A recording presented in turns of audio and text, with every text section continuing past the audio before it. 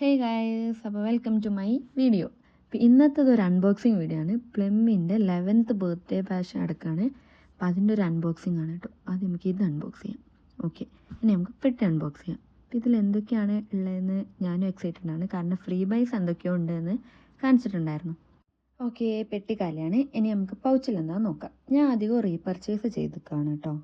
അതിൽ ഒന്നാമത്തത് rice water and നിയാസിനമൈഡിൻ്റെ 10% സെറാണ്. നിയാസിനമൈഡ് സെറം എനിക്ക് ഫേസിൽ നന്നായിട്ട് വർക്ക് ചെയ്യുന്നുണ്ട്, അതുകൊണ്ട് തന്നെ ഇതിൻ്റെ റീപർച്ചേസിങ് ആണ്. ഇതിൻ്റെ പാക്കേജ് ഡ്രോപ്പറിന് പമ്പാക്കിയിട്ടുണ്ട്. പക്ഷേ പമ്പിൻ്റെ പ്രശ്നം എന്താണെന്ന് വെച്ചാൽ നമ്മൾ പമ്പ് ചെയ്യുമ്പോൾ കൂടുതൽ പ്രൊഡക്റ്റ് പുറത്തേക്ക് വരുന്നുണ്ട്. പിന്നെ ഉള്ളത് റൈസ് വാട്ടർ നിയാസിനമൈഡ് 3% ടോണറാണ്. ഇതെൻ്റെ ഫസ്റ്റ് ബൈ ആണ്. യൂസ് ചെയ്ത് നോക്കിയിട്ട് എങ്ങനെയുണ്ടെന്ന് പറയാം. അടുത്തത് 2 ഫ്രീ ബൈസ് വരുന്നുണ്ട്. അതിലൊന്ന് നിയാസിനമൈഡ് റേഞ്ചിൽ വരുന്ന ഫേസ് വാഷ് ഉണ്ട്, പിന്നെ മോയ്സ്ചറൈസിങ് ജെല്ലുണ്ട്, പിന്നെ ഒരു സൺസ്ക്രീനും വരുന്നുണ്ട്.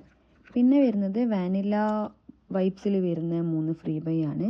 First one vanilla caramello body lotion, പിന്നെ ഒരു സ്മോക്കിംഗ് വാനില ഇത് പെർഫ്യൂം, പിന്നെ ബോഡി വാഷ് വരുന്നുണ്ട് വാനില വൈബ്സിൻ്റെ. പിന്നെ ഞാൻ വാങ്ങിച്ചിട്ടുള്ള എൻ്റെ ഫേവറേറ്റ് ഹവൈൻ റൂംബ റേഞ്ചിൽ വരുന്ന ഒരു പെർഫ്യൂമാണ്. ഇതിൻ്റെ ബോഡി ലോഷൻ ബോഡി മിസ്റ്റ് എൻ്റെ കയ്യിലുണ്ട്.